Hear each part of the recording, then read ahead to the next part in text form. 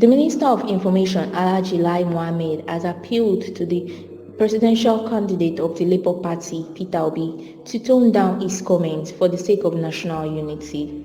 The minister explained that the treasonous statement should be avoided by national figures who have millions of following. Nigerians on social media are demanding for the location of the president-elect Asiwaju Bola Ahmed Tinubu.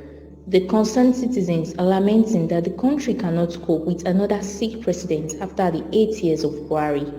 President Muhammadu Buhari has squashed the notion that he will not leave Aso Rock on May 29.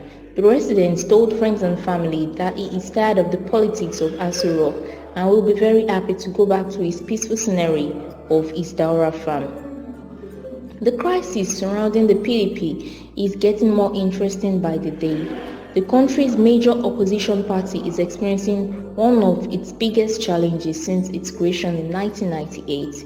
Party's bigwigs like Ayo Fayose, Ayim Pius Ayim, Samuel Otom, and other heavyweights were suspended by the NWC, but were later reinstated after the chairman of the party, Iyorchia Ayu, was dismissed and replaced by Umar Damagum. Do you think Tinubu is really sick?